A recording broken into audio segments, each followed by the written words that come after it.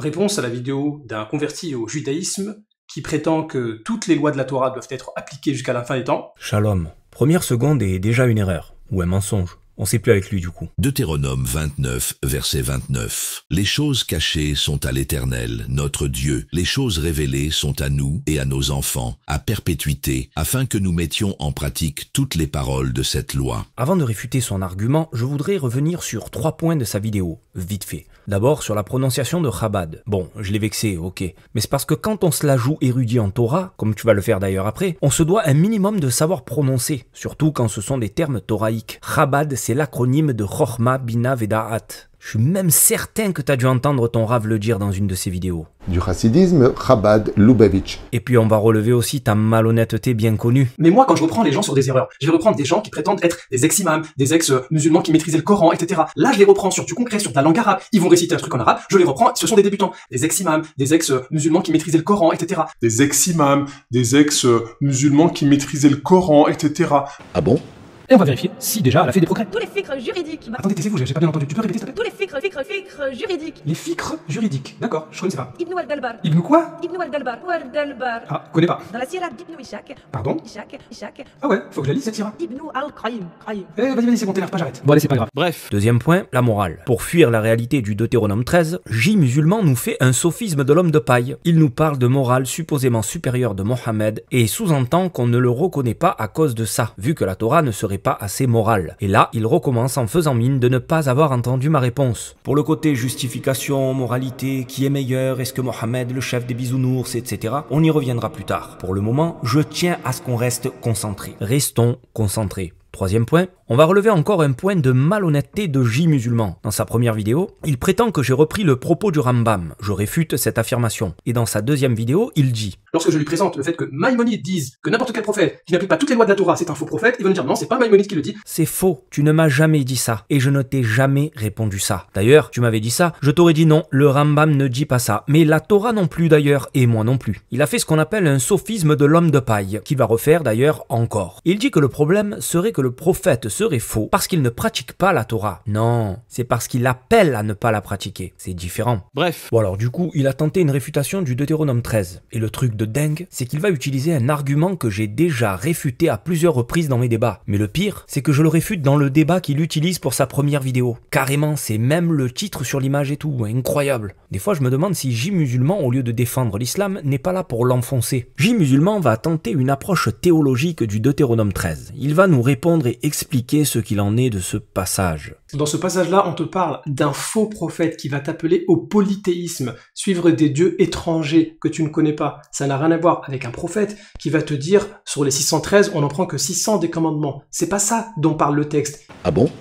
Une fois que tu m'as dit, est-ce que tu connais le Dieu d'Abraham, le Dieu de Moïse? Oui, je le connais, le Dieu de Moïse. Donc, Mohammed vient et dit, je viens au nom du Dieu de Moïse. Très bien. Donc, c'est pas de lui dont on parle dans ce verset, c'est le Dieu qu'on ne connaît pas. Très bien. Maintenant, comment on reconnaît le Dieu de Moïse et comment on reconnaît celui qu'on ne connaît pas? Eh ben, Dieu, il te le dit comment on fait. Il est comme ça. Regarde. Vous n'observerez que les commandements. Et ce prophète, il sera mis à mort. Pourquoi? Car il a prêché la révolte contre Dieu. Parce qu'il vous a appelé à ne pas suivre la voie que je vous ai demandé de suivre. La voie qu'il a ordonné de suivre lors de la sortie de Mitzrayim, c'est les 613 commandements. Est-ce que Mohammed, il prétend venir selon le Dieu de Moïse? D'accord? Est-ce qu'il m'appelle à suivre la voie que Dieu a dit de suivre lors de la sortie de Mitzrayim? Oui ou non? Non, alors Mohammed n'appelle pas au vrai Dieu, il appelle au faux Dieu. C'est exactement ce que le verset te dit. Je te remercie. Ok, donc selon J musulman, le grand théologien érudit, le Deutéronome 13 parle en fait d'un prophète qui viendrait au nom de multiples dieux et nous appellerait à les suivre. Rien à voir avec le fait de changer les lois, etc. C'est ce qu'il a dit. Du coup, selon J musulman, si un prophète qui fait des miracles et que ces miracles s'accomplissent, qu'il nous appelle au Dieu d'Abraham, de Yitzhak et de Yaakov, c'est bon, ce n'est pas un faux prophète. Très bien. Et si celui-ci change les lois, ça va. Ça n'a rien à voir avec un prophète qui va te dire, sur les 613, on n'en prend que 600 des commandements. Donc, s'il autorise l'homosexualité, de manger du porc, de se marier avec sa fille ou la femme de son fils, c'est bon. Non! On veut pas! Ouais, c'est un souci en fait. C'est pour ça que le texte continue. Tu sais les versets que tu omets de citer? Décidément, c'est devenu une habitude chez toi de faire de la découpe. Et à partir du verset 5, on va venir t'expliquer comment reconnaître les faux dieux dont il est question au début. Tu sais les dieux qu'on ne connaît pas. Deutéronome 13, verset 5. C'est l'Éternel votre Dieu qu'il faut suivre, c'est lui que vous devez craindre. Vous n'observerez que ses commandements, ses mitzvot, n'obéirez qu'à sa voix. À lui votre culte, à lui votre attachement. D'ailleurs, on peut retrouver la même chose dans le chapitre 11 du Deutéronome. Deutéronome 11 du verset 26 au verset 28. Vois, je mets aujourd'hui devant vous la bénédiction et la malédiction. La bénédiction, si vous obéissez aux commandements de l'Éternel, votre Dieu, que je vous prescris en ce jour. La malédiction, si vous n'obéissez pas aux commandements de l'Éternel, votre Dieu, et si vous vous détournez de la voie que je vous prescris en ce jour, pour aller après d'autres dieux que vous ne connaissez point. Il est question du culte ici. En fait, le cœur du sujet, c'est pas le nombre de dieux, mais le culte qui sera rendu à Dieu. Oui, il ne faut pas aller selon la manière des païens, car Dieu nous a commandé un culte. Attends, c'est pas fini. Deutéronome 13, verset 6. Pour ce prophète ou ce visionnaire, il sera mis à mort, parce qu'il a prêché la révolte contre l'Éternel, votre Dieu, qui vous a tiré du pays de Mitzraïm et racheté de la maison de servitude, voulant ainsi t'écarter de la voie que l'Éternel ton Dieu t'a ordonné de suivre. Du coup, quelle est la voie que l'Éternel notre Dieu nous a demandé de suivre? Deutéronome 8, verset 6. Tu observeras les commandements de l'Éternel, ton Dieu, pour marcher dans ses voies et pour le craindre. Deutéronome 10, versets 12 et 13. Maintenant, Israël, que demande de toi l'Éternel, ton Dieu, si ce n'est que tu craignes l'Éternel, ton Dieu, afin de marcher dans toutes ses voies, d'aimer et de servir l'Éternel, ton Dieu, de tout ton cœur et de toute ton âme. Si ce n'est que tu observes les commandements de l'Éternel et ses lois que je te prescris aujourd'hui, afin que tu sois heureux. En gros, la phrase « Venez prier d'autres dieux, des dieux que tu ne connais pas » est une phrase générique. Ça parle de tous les prophètes qui feraient ça et les multiples dieux auxquels ils t'appelleraient, et ton Dieu en fait partie. Pourquoi? Parce que Hachem nous dit « À moi votre culte ». À quoi nous appelle le Dieu de Mohammed dans le Coran? À nous tourner vers la Mecque, à faire le Ramadan, à ne pas pratiquer Shabbat, ni Kippour, ni Pessar, etc. Finalement, il nous appelle à un culte différent de celui que l'Éternel nous a commandé de suivre dans sa Torah. Tu sais comment on appelle ça? Un culte étranger. Avoda Zara. L'islam est un culte étranger au Dieu de la Torah. L'islam est Avoda Zara. Je suis choqué. Je sais pas comment... je sais pas, je suis choqué.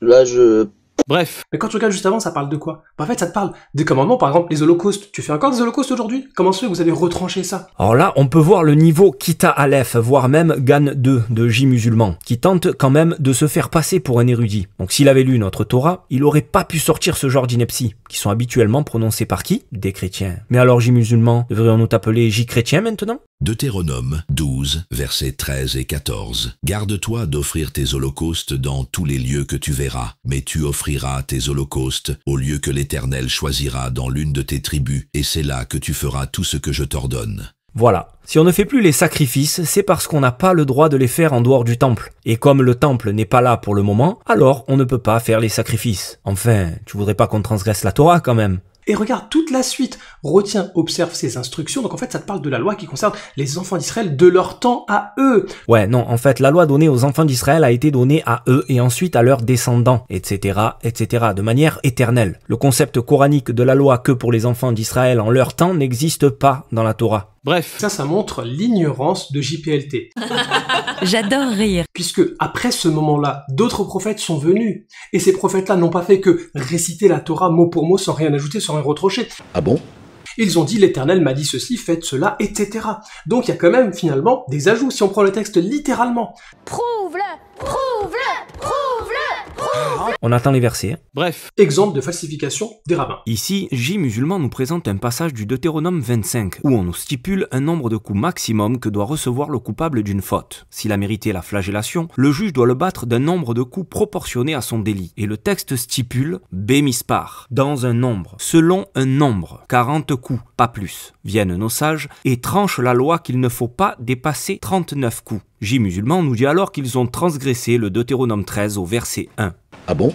Alors regarde ce que Maïmonide dit par rapport aux 40 coups. Il te dit que la Torah a bien indiqué 40 coups maximum. On ne peut pas dépasser 40. Cependant, nos sages, nos rabbins, ils ont dit on ne dépassera pas 39. Pourquoi est-ce que Maïmonide a dit ça? Eh bien parce que au cas où on se serait trompé, eh bien on va pas dépasser 40. Voilà, on va faire 39 et peut-être qu'en fait quand on avait fait le 38e c'était le 39e. Donc si on s'arrête à 39, au moins on ne dépassera pas 40.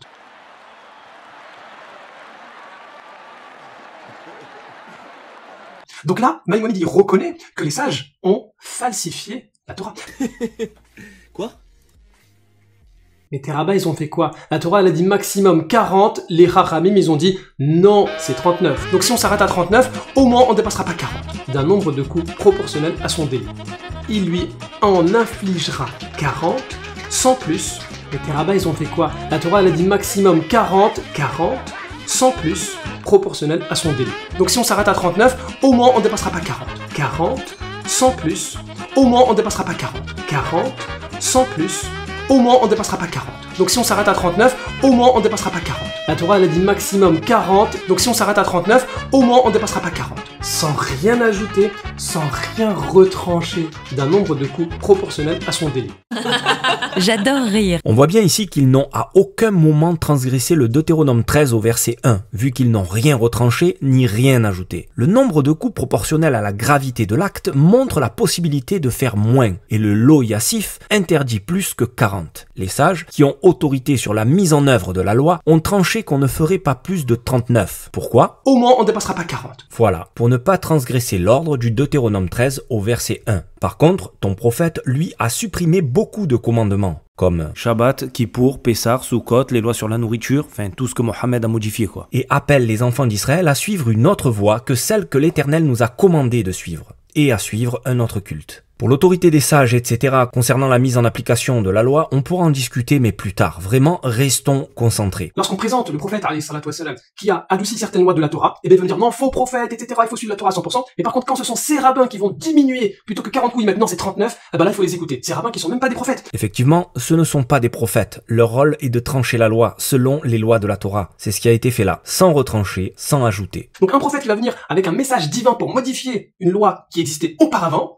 et bien vous dire non c'est faux. Et par contre des sages qui viennent bien plus tard et qui modifient la Torah, là on doit les écouter. Alors les sages sont venus bien plus tôt que ton prophète, et quoi qu'il en soit, ils n'ont rien modifié, mais tranché la loi selon la loi de la Torah, là où ton prophète a retranché. Alors Moshe, qu'est-ce que t'en penses? 39 ou 40? Écoutons l'avis d'un de tes rabbins. Depuis qu'on a reçu la Torah, c'est nous qui décidons. La preuve en est. La Torah elle a dit combien de coups de bâton? 40. Les Chachamim, 39. Je lui ai dit 40, toi tu dis 39. Tu es qui toi pour dire ça? C'est les Chachamim qui décident. Intéressant, depuis le début je n'ai jamais utilisé une seule fois un rave. Après je te dis la vérité, le Rav Twitou, avec tout le respect dû à un rave, n'est pas mon rave. Je suis même sûr à 1000% que t'as vu plus de cours de lui que moi. Mais tes rabbins ils ont fait quoi? La Torah elle a dit combien de coups de bâton? La Torah elle a dit maximum 40 et Chachamim ils ont dit 39. 40 et Chachamim ils ont dit 39. Y a même pas à en douter. Si maintenant t'as des choses à revoir avec lui, contacte-le. Mais fais attention de pas tomber dans l'adoration des rabbins. Parce que après c'est comme ça que se créent les nouvelles religions. Toi-même tu sais. Kol Touv. Je ne m'attendais à rien et je suis quand même déçu.